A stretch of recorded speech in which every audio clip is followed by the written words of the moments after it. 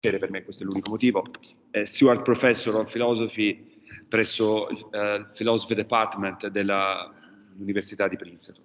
È uno dei massimi storici della filosofia moderna negli Stati Uniti degli ultimi 40 anni ed anzi, per un certo modo di fare storia della filosofia, un modo di fare storia della filosofia molto vicino alla metodologia europea, anche il suo iniziatore, da quando con Roger Heriot, ormai alcuni decenni fa, intraprese quel viaggio in Europa che condusse alla costituzione di una rete di rapporti con gli studi di storia della filosofia continentali e con la metodologia che entrambi portarono poi negli Stati Uniti, dando vita ad una linea di ricerca, ad una genealogia di studiosi che conta ormai non solo eccellenze, ma anche più generazioni, molte delle quali sono state protagoniste dei tanti Midwest Seminar of the History of Philosophy, uno dei quali ebbe anche luogo qualche anno fa qui a Lecce. Il fulcro della sua riflessione storica concerne la relazione che si articola fra la filosofia, la società e le scienze nel periodo interessato dalla rivoluzione scientifica, toccando autori ed ambiti che, oltre a Cartesio e Leibniz, fanno riferimento alla storia dell'aristotelismo nella Francia del Settecento. È autore, fra gli altri volumi, di Descartes Metaphysical Physics, la sua grande opera su Cartesio, pubblicata nel 1992, e poi nel 2009 Leibniz, Body, Substance, Monad, pubblicato per Oxford University Press nel 2009. Sono veramente innumerevoli i suoi articoli, i suoi saggi, le raccolte di saggi che ha pubblicato, le iniziative che gli ha organizzato, e quindi la cosa migliore è ringraziarlo ancora una volta per essere qui e dargli subito la parola. Thank you very much, Dan, to be here, and you are welcome as always. Thank you very much, Igor. Let me just try to share my screen and see if this works. There we go. Can you see my screen? Yes, we see. Very good. Let me just, there we go. That's even better. Thank you very much for your very kind introduction, Igor, and thank you also very much for organizing this conference once again. We are meeting over the internet, at least in part. Next year, I hope we will all be together in Lecce. I sent a handout. I don't know if many of you have it. It doesn't make that much difference because all of the texts that are on the handout are also on the PowerPoint. Now, the idea of a medicina mentis, parallel to the medicina corporis, but in a way distinct from it, is an idea that certainly predates the early modern period.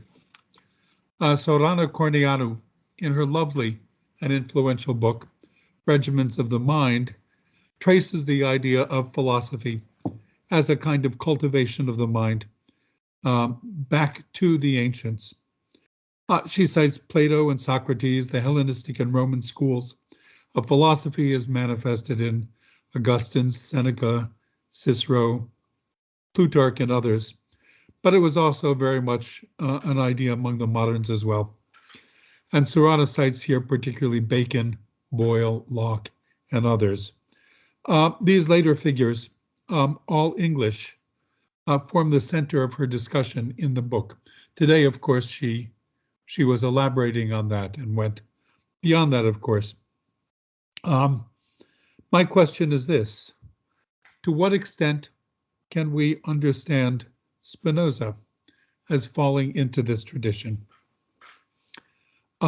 Late in life, Spinoza met a very interesting young man, Ehrenfried Walter von Tschirnhaus. And by the way, I'm very sorry that I missed Frédéric de Buzon's talk about Tschirnhaus this morning. They probably met sometime late in 1674, when Tschirnhaus was only 23 or 24 years old. Though they knew one another only for a very short time, Tschirnhaus's relationship with Spinoza was very important both to Tschirnhaus and had very interesting and important consequences for Spinoza himself. The letters they exchanged at the end of Spinoza's life on physics were among the most interesting letters that were published after Spinoza's death. When Tschirnhaus left the Low Countries to visit Paris, he took a manuscript copy of the completed Ethics with him. While in Paris, he met the young Leibniz and probably showed him the manuscript, but he definitely gave it to Niels Steno, who was on his way to Rome. And in Rome, Stenson denounced Spinoza and gave the Vatican the manuscript that Tschirnhaus had given him, the very manuscript that was only recently rediscovered in the Vatican archives, almost 350 years after it was deposited there.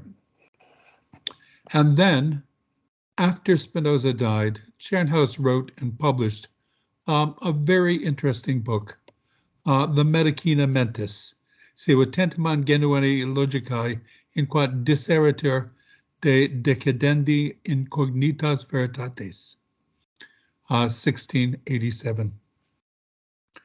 Because Tschirnhaus was associated with Spinoza, the publication of his Medicina Mentis has brought Spinoza himself into this intellectual trend, though somewhat at the margins.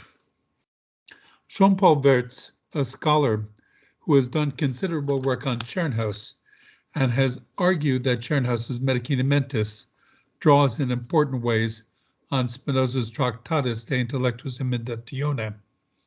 This despite the fact that Tschirnhaus's book does not directly mention Spinoza even once. I think it is fair to say, on the basis of the work that Wertz has done, that one way or another Spinoza had inspired Tschirnhaus's version of the Medicina Mentis program.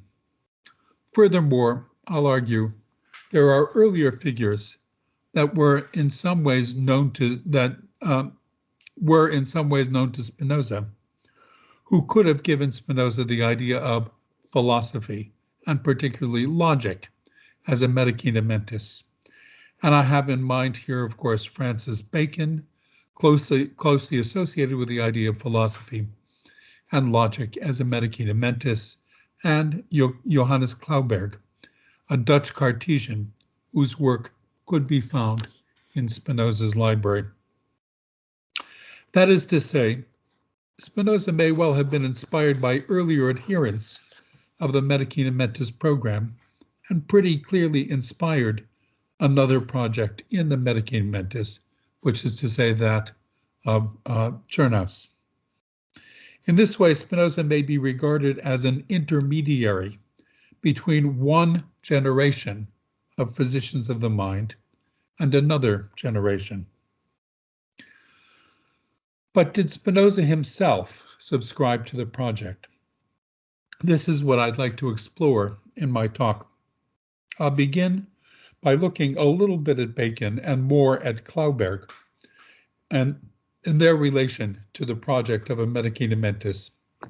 I'll then turn to Spinoza and examine the extent to which his philosophical program, first in the Tractatus de Intellectus Imitatione, what I'll call the TIE, and then in his Ethics, can be read in the context of the Medicina Mentis.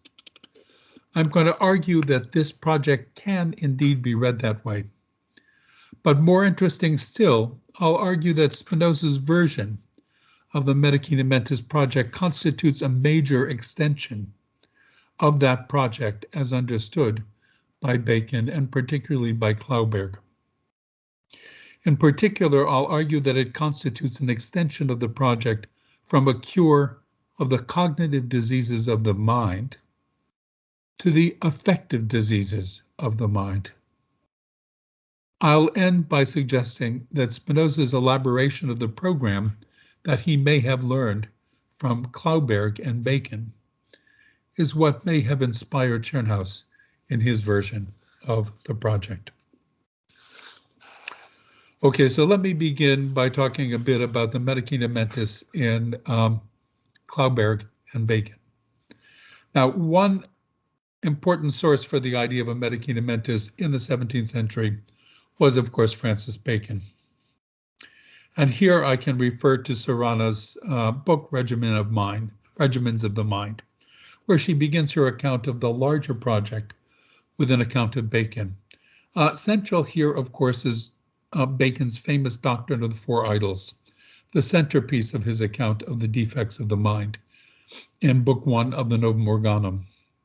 However, when Oldenburg asked Spinoza about Bacon some years earlier, in 1661, at the beginning of their correspondence, this is long before Bacon met Tschirnhaus, Spinoza was very unsympathetic to Bacon. Oldenburg had asked Spinoza for his views of Bacon and Descartes. In his answer, Spinoza focused on the account of human error in both of them. On this, alluding to Bacon's account of the idols in the Novum Organum, Spinoza was completely dismissive. He writes, "I shall say little about Bacon, who speaks quite confusedly about this, and proves hardly anything, but only makes assertions." It's to be noted, by the way, that this was likely in the period in which Spinoza was still actively working on the Tractatus, the Tractatus de Intellectus Emendatione. Bacon is unlikely as a source for Spinoza's ideas about the project of the restoration of the intellect to health, at very least as it's treated in the Tractatus. But there's another figure who strikes me as more likely, Johannes Klauberg. Descartes, of course, was one of the most important influences on the young Spinoza. One of Descartes' most prolific followers was Johannes Klauberg. Klauberg was the author of A Defensio Cartesiana, 1652, a paraphrasis of the Meditations, notes on Descartes' Principia Philosophiae, and other works that were directly connected with Descartes. There's been a lot of attention paid to Klauberg's metaphysics, in particular his Ontosophia, 1647 and following, largely because of the apparent anticipation of the much later 20th century conception of ontology. In an essay I wrote many years ago, I focused on Klauberg's De Cognitione Dei et Nostri as an influence on Spinoza.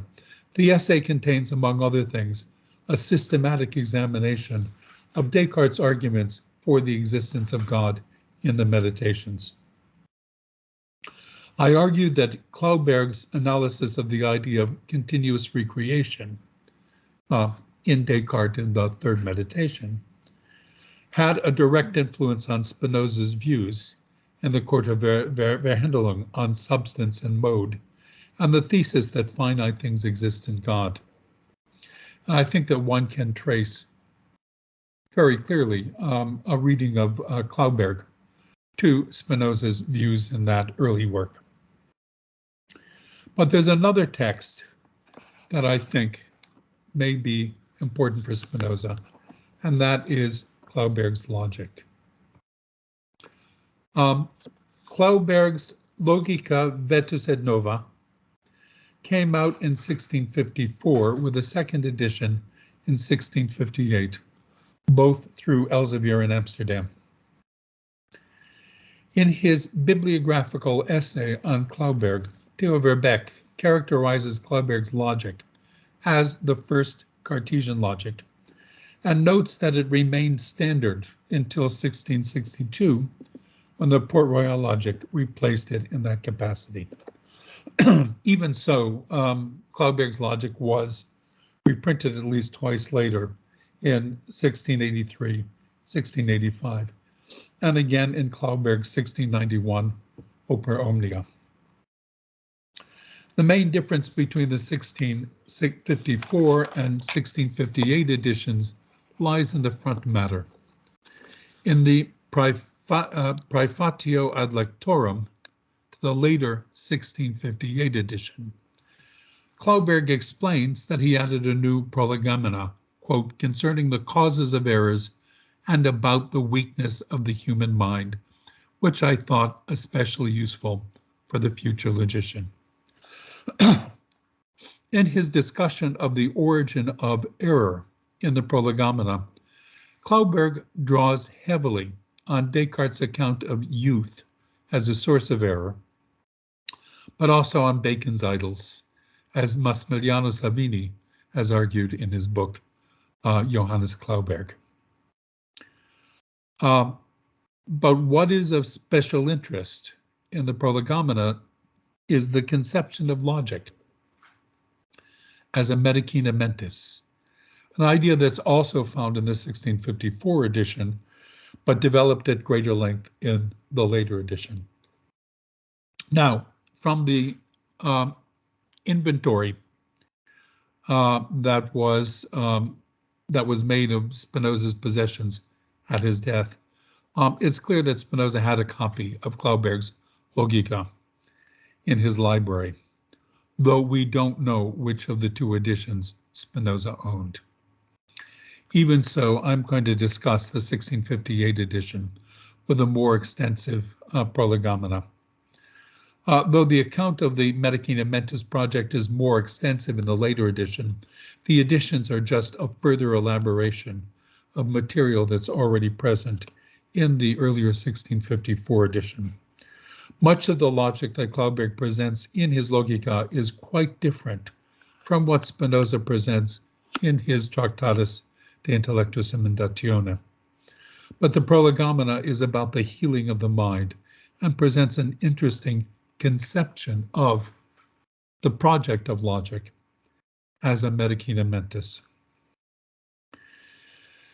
Now, Klauberg begins with some comparisons between the logician and others who are concerned with human imperfections. Before they can deal with the imperfections, Klauberg notes, they must investigate from where they derive. Now, about the physician in particular, Klauberg remarks, good medical doctors in teaching the precepts of their art, and indeed also in their practice, excuse me, fleeing the rashness of mere empirics, are accustomed to first accurately explore the nature, origin, and causes of the diseases to be treated. They are accustomed to clean out the bad humors before administering the salutary medicines. The physician, the medical doctor, seems to be of special interest and importance to Klauberg. Klauberg continues, the diseases of the mind, morbi animi, are errors, doubt, ignorance, and other imperfections evoked earlier, for which logic was invented as furnishing the medicine. Therefore, it is appropriate to seek out the causes of those diseases first, and this all the more diligently insofar as the soul is more noble than the body, and its diseases are more difficult to know or more rarely investigated. This then is the way in which Klauberg conceives of the logic that he is about to present in his book. That logic will be the new medicine, the medicine of the mind, the medicine that will cure the mind. Quoting Bacon from the Novum Organum, Klauberg notes that, quote, no medicine can succeed in eliminating something evil as long as it remains hidden. And so Klauberg writes, one can gather from this that, since one looks carefully for a medicine for the body, and this is not without reason, we should no less seek one for the soul. Indeed, we should look for it more assiduously, given that the soul is the more noble part. And therefore logic is more necessary, or certainly not less necessary, for governing the rational life than medicine is for conserving the animal life. Or, as he summarized this theme, quote, the mind must be a physician to itself. This then is the project that Klauberg sets out to accomplish in the Logica, a medicina mentis. I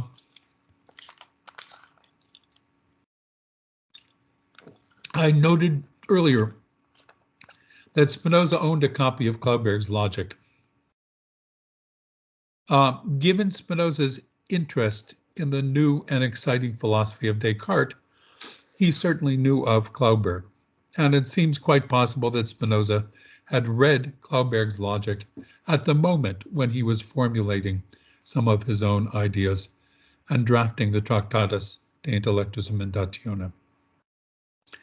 Can we see any reflections of Klauberg's Logica Vetus et Nova in that early work? I admit that the connection is somewhat speculative. Now, the Tractatus deals with questions of logic taken broadly. Spinoza's Tractatus deals with questions of logic taken broadly, as does Klauberg's Logica Vetus et Nova. Errors, doubts, ignorance, and other imperfections of the mind, to quote what Klauberg notes as the subject matter of his own project. When we compare the details of Spinoza's project in the Tractatus with the details of Klauberg's Logica, the actual details of the logic seem rather different, quite different. But even so, might the young Spinoza have been inspired by the way in which Klauberg framed the project of logic as a medicina mentis. A first examination of the Tractatus de Intellectus Emendatione seems rather disappointing on that score. After some preliminaries, to which we'll return later, Spinoza gets down to the actual project of the Emendatio Intellectus, the correction of the mind. And I quote here, but before anything else, we must devise a way of healing the intellect, modus medendi intellectus, and purifying it as much as we can in the beginning, examque quantum inditio licet expurgandi, so that it understands things successfully, without error, as well as possible. Everyone will now be able to see that I wish to direct all the sciences toward one end and goal, viz., that we should achieve, as we have said, the highest human perfection. That relates back to what he said in the preliminary material, to which we will return later. After going through certain rules of living, vivendi regulas, that must be posited while searching for the highest good, Spinoza repeats the starting place again, the first thing that must be done in this project.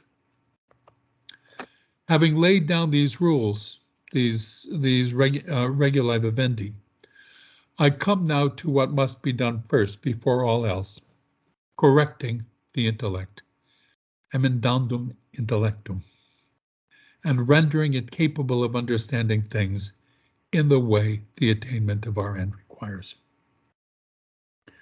And thus begins the investigation that's supposed to lead to the cure of the intellect, the discussions of four modes of perceiving, modi percipiendi, which correspond roughly to the three kinds of knowledge, the three kinds of cognitio in the ethics, the choice of which of the four we should seek, the method for finding truth, and so on and so on.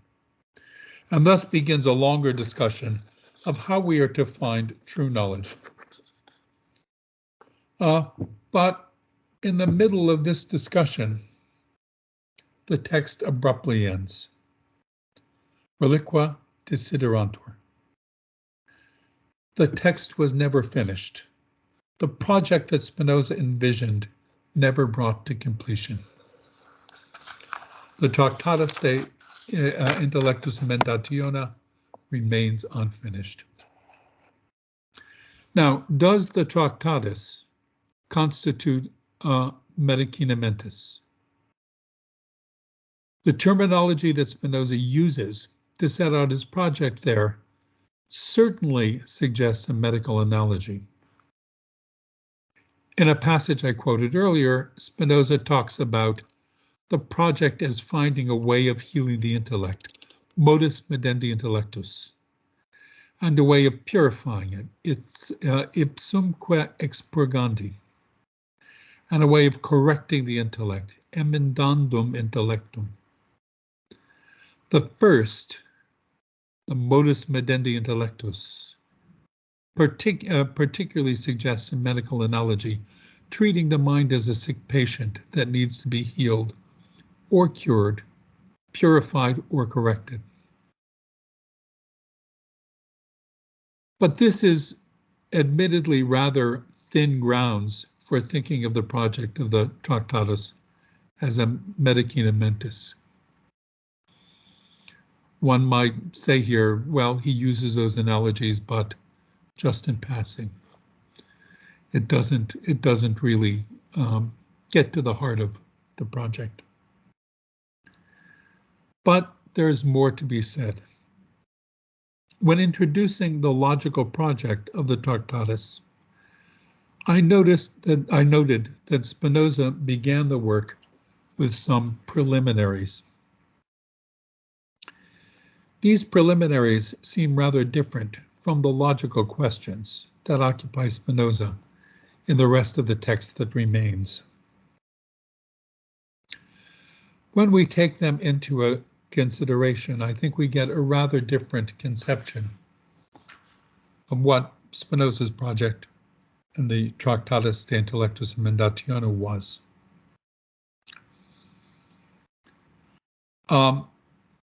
The Tractatus begins with a very strange passage, a series of observations about the true good.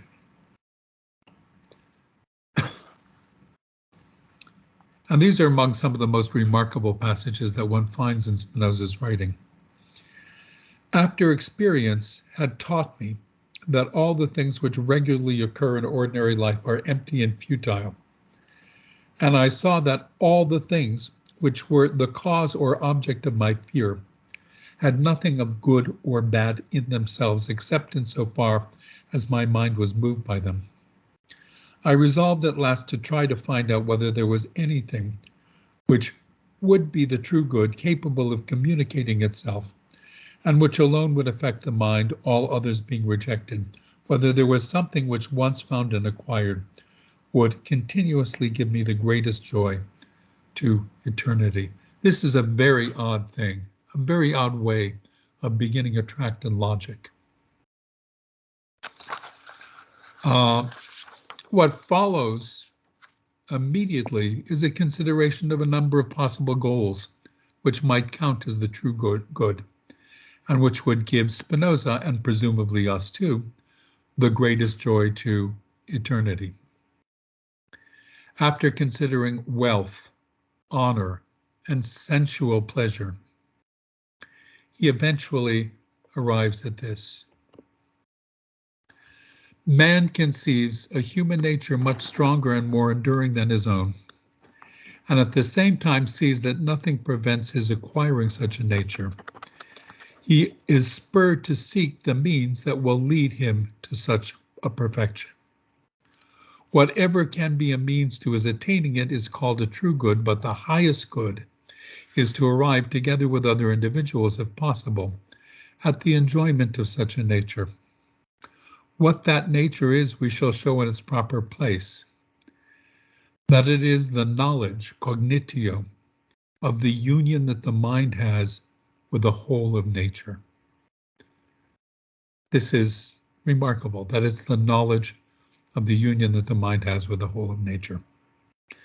This is the ultimate goal of Spinoza's inquiry. He tells us at the beginning. The logic that follows, that I talked a little bit about, is then presented as the first steps toward that project.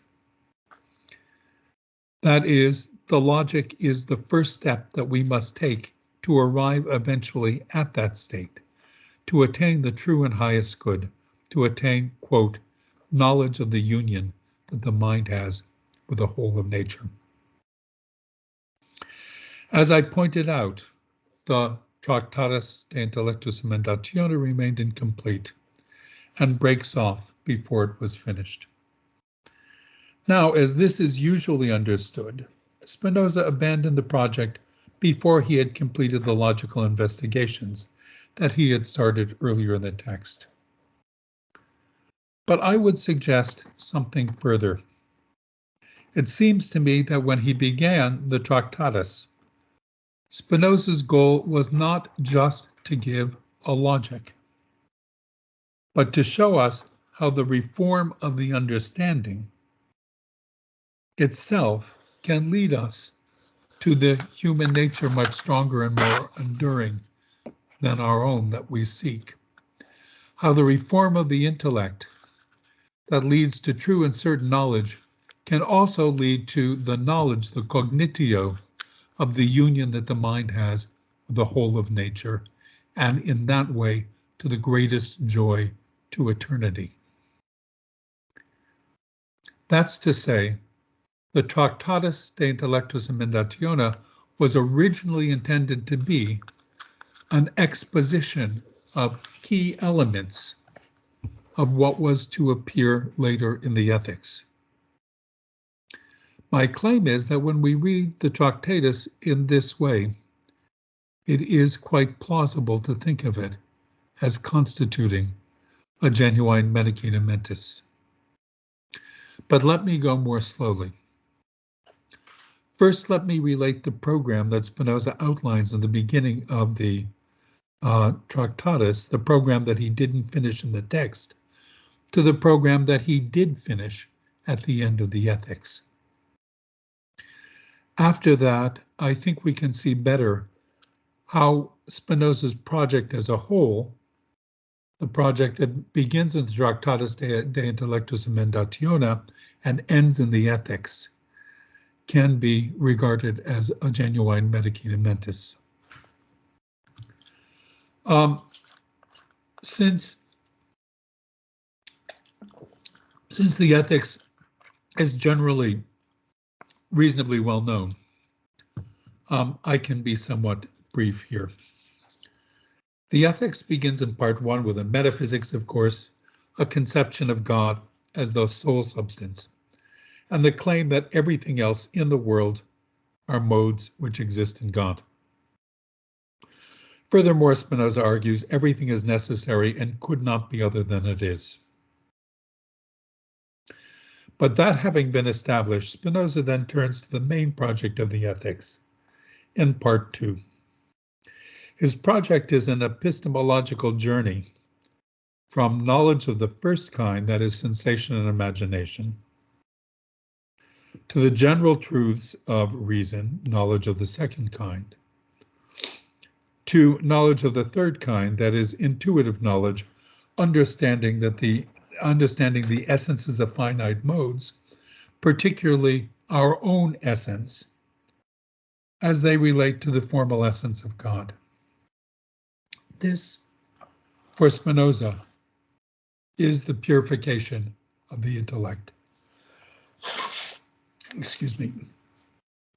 The elimination of everything passive in the mind. Excuse me. This for Spinoza is the purification of the intellect, the elimination of everything passive in the mind and its replacement with active affects. It's also the final attainment of genuine certainty, knowledge of the highest sort. While the details of this process are not exactly those of the Tractatus de Intellectus Emendatione, they're certainly related to it, but they are a little bit different. The result is very close to what the young Spinoza sought in the Tractatus, the complete reform of the intellect, that is, the healing of the intellect. But with the healing of the intellect, in this sense, comes something else. Spinoza puts this in a number of different ways in his mature writing. In the Tractatus Theologico-Politicus, this is what he writes, and this in a certain way is the cleanest statement of where it is that he's going, even in the ethics. True salvation, salus, and blessedness, beatitudo, consists in true peace of mind, animi acquiescentia. And we truly find peace only in those things we understand very clearly. This is, I think, a beautiful statement of really the endpoint of the ethics as well. The theme is also clear at the end of the ethics. At the very end of ethics part 4, to remember there are 5 parts in the ethics, Spinoza writes, and this is in a way an anticipation of what it is that he's going to be saying at the very end of the ethics. We shall bear calmly those things which happen to us contrary to what the principle of our advantage demands, if we are conscious that we have done our duty and that the power we have could not have extended itself to the point where we could have avoided those things, and that we are a part of the whole of nature whose order we follow. That should echo what it is that we read in the Tractatus. If we understand this clearly and distinctly, that part of us, which is defined by our understanding, will be entirely satisfied with this. For insofar as we understand, we can want nothing except what is necessary, nor absolutely be satisfied with anything except what is true. Hence, insofar as we understand these things rightly, the striving of the better part of us, say the intellect, agrees with the order of the whole of nature. Spinoza then ends the ethics with a description of the wise man, the person who has succeeded in purifying his intellect and has attained a kind of intuitive knowledge, what Spinoza calls knowledge of the third kind, that the ethics, the logic of the ethics, as it were, is supposed to lead us to. The logic of the ethics being, in a sense, the successor of the logic of the Tractatus de Intellectus Emendatione. From what has been shown, it is clear how much the wise man is capable of, and how much more powerful he is than one who is ignorant and driven only by lust. The wise man, insofar as we're going to come back to the ignorant man shortly. The wise man, insofar as he is considered as such, is hardly troubled in spirit, but being, by a certain eternal necessity, conscious of himself and of God and of things, he never ceases to be, but always possesses a true peace of mind, animi acquiescentia. This is the state that Spinoza describes at the beginning of the Tractatus de Intellectus Emendatione, the state that the reform of the intellect that he begins in this work is supposed to take us to. What he describes there as, quote, the knowledge, cognitio, of the union that the mind has with the whole of nature. This is that in the ethics, Spinoza says, is what gives us true peace of mind, animi acquiescentia.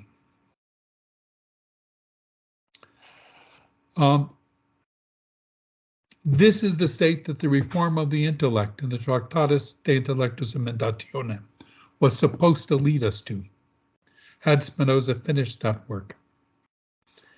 And it is what the argument in the ethics, in a somewhat different reform of the intellect, does lead us to. That is to say, the state of animi acquiescentia, which comes from our grasping our place in the universe and accepting it, was the ultimate goal of the project of the reform of the intellect that Spinoza started in his youth and finished only shortly before he died. Now, Spinoza describes this state as one of salus and beatitudo. These are often translated as salvation and blessedness, terms with strong theological associations. And these translations are not incorrect. But it is also correct to translate salus as health and beatitudo as extreme happiness. In particular, if we think of salus, the end result of the healing of the intellect, medendi intellectus, as health rather than salvation, then we have another way of looking at Spinoza's project. Though Spinoza doesn't emphasize this perspective as forcefully as, for example, Klauberg does, his project is a kind of medicina mentis, a healing of the mind. But it is a very different kind of healing of the mind than what Klauberg offered. For Klauberg, quote, "The diseases of the mind, morbi animi, are errors, doubt, ignorance, and the other imperfections evoked earlier, for which logic was invented as furnishing the medicine." That is to say, the diseases of the mind are exclusively cognitive for Klauberg, and the medicina mentis is intended only to address those kinds of diseases. But the target of Spinoza's medicina mentis is much broader. The therapy that the Spinozan physician of the mind provides addresses not only cognitive diseases, but also more spiritual disorders, as it were. At the end of the Ethics, Spinoza contrasts the wise man who has been cured by the cognitive therapy of the Ethics with the ignorant man who is not. From what has been shown, it is clear how much the wise man is capable of and how much more powerful he is than the one who is ignorant and only driven by lust. And now this is the passage that I had left out of the earlier quotation. For not only is the ignorant man troubled in many ways by external causes and unable ever to possess true peace of mind, but he also lives as if he knew neither himself nor God nor things. For Spinoza, the result of the medicina mentis is to cure us not only of our cognitive diseases, error, uncertainty, etc., but also of the anxieties that torture us and make us miserable. For Spinoza, I argue, the reform of the intellect is a reform of life. And now some concluding thoughts. I'll be very brief. Regarded in this way, I think that it is quite fair to see Spinoza as a physician of the mind, standing squarely in the tradition of the medicina mentis. Indeed, more than simply standing in the tradition, Spinoza radically expanded the program that he may have inherited from Klauberg. Spinoza's physician of the mind not only cures the cognitive diseases of the mind, but by virtue of curing the cognitive diseases of the mind, cures the affective ones as well. Spinoza may not be entirely explicit in presenting his view as a medicina mentis, but it can be found there if one looks. And indeed, I think this is just what Tschirnhaus found in Spinoza's writings, and what he developed as his own version of the medicina mentis. There isn't time to enter into the full details of Tschirnhaus's complicated project, but I would like to note one of its most striking features. Earlier, I noted the judgment that Jean-Paul Wurtz made about the influence that the Tractatus de Intellectus Emendatione had on Tschirnhaus's conception of his project. There's a striking instance of this at the very beginning of Tschirnhaus's medicina mentis. In part 1 of the book, Tschirnhaus begins with a passage that's very reminiscent of the opening sections of the Tractatus de Intellectus Mendatione, where Spinoza seeks for the true and highest good to look for in life. Tschirnhaus seeks for the greatest pleasure. He begins with a consideration of the pleasures of the senses, those which concern the body alone. After pointing out the way in which these pleasures fail us, Tschirnhaus turns to the pleasures that come from good or virtuous actions. Here again, Tschirnhaus shows the limitations those pleasures have. Finally, he arrives at the pleasures that come from finding the truth. These pleasures, which pertain to the mind alone, never change, never get stale, are always with us. From this, Tschirnhaus pivots to the end of the ethics and exclaims that, quote, if one attentively weighs everything I have just said, one can in no way doubt that the sage, and he uses the same word that Spinoza does at the end of the ethics, the sage is much happier than the ignorant. According to Tschirnhaus, the sage, that is the person who seeks pleasures that come from the search after truth, is freer and infinitely greater in power than the ignorant, is less sad and has more joy than the ignorant.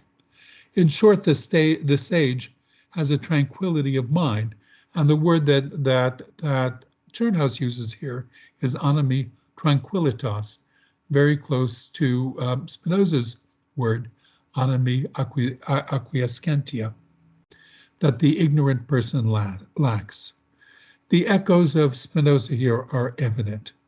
And I think that it is fair to say that Tschirnhaus has made fully explicit the program for a medicina mentis that is hiding just below the surface in Spinoza's Tractatus de Intellectus Mendatione and in his ethics. And in this way, I think we can see Spinoza's project as the step that connects Klauberg's rather narrower conception of the medicina mentis as a cognitive project to cure the mind of its cognitive diseases, with Tschirnhaus's broader version of the medicina mentis program to lead the mind to true happiness and tranquility. In this way, as I suggested at the beginning of this talk, Spinoza may be regarded as an intermediary between one generation of physicians of the mind and another, and responsible for transforming Klauberg's and perhaps Bacon's rather narrower conception of the medicina mentis as a purely cognitive program to the broader program curing the deeper affective diseases that burden the spirit. I should end with a kind of apology. My account here is very speculative and incomplete. Much more work is needed on these difficult and unfamiliar texts to flesh out the ideas that I've been presenting here. This is a research plan more than a finished project. Thank you for your patience and for your kind attention.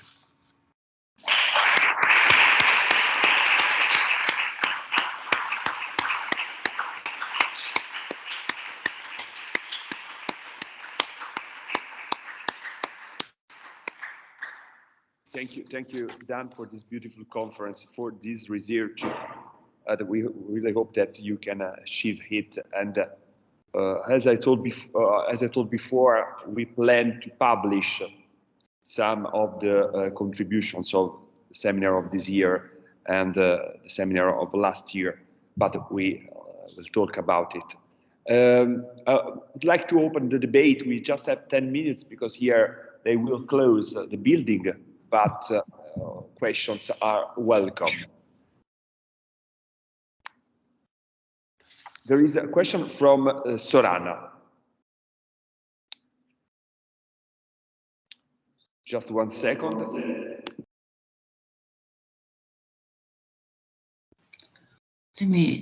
Okay, can you hear me? Yes. Dan, this was beautiful. I love the way you framed the question first and the proposal that you're making.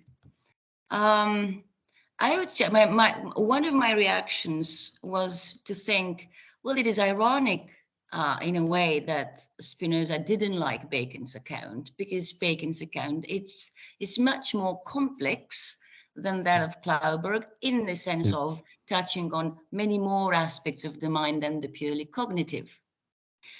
But then I thought that there could be two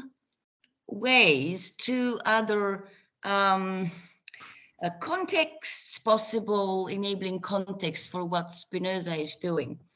One is the frequently rehearsed idea that logic and ethics are sort of sides of the same coin, that they're engaged in the same project. Bacon suggests this. If I remember right, Antoine Legrand says this explicitly, one of the Cartesian logicians, as it were. I also gave examples today from other texts. So maybe this is part of the environment, intellectual environment, the idea of logic and ethics as being, contributors to the same project, so touching on the cognition and on the passionate side of the soul too. So that's one type of contextual possibility. Another is, since there is so much Stoic background to Spinoza, of course, one of the notions in ancient Stoicism that Pierre Hadot has brought to light in our own times is that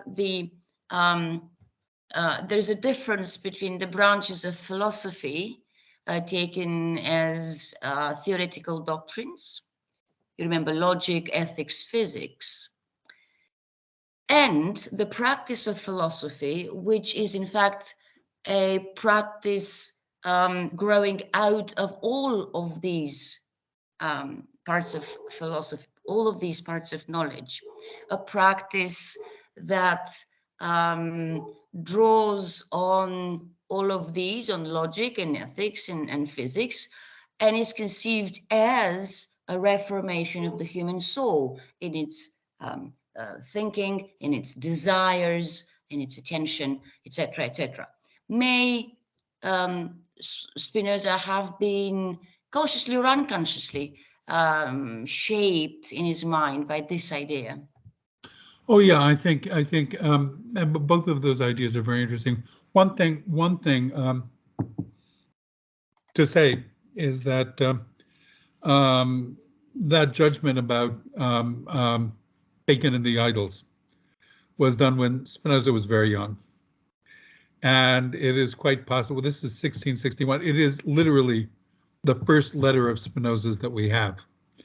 And it is quite possible that he changed his mind. For example, in the Tractatus Theologico-Politicus, when he gives his account of biblical interpretation, it is exactly modeled on Bacon's interpretation of nature. He uses the same words to describe it, and there's no question what he's referring to. The Stoic influence is definitely there. And I think that one of the interesting things is the way in which Spinoza blurs, as it were, theory and practice. You know, the project, the ethics, which is, I think, the successor to the Tractatus de Intellectus Emendatione, is in geometrical form, but it's also a very dramatic form. In a certain way, it's like the Meditations. It is supposed to take you through a transformation and result in a kind of spiritual transformation where you begin, in the senses, go through reason and end up understanding your unity with nature. The word he uses there is sage. I mean, there's no No doubt about that. There's no doubt about that. That certainly does connect it with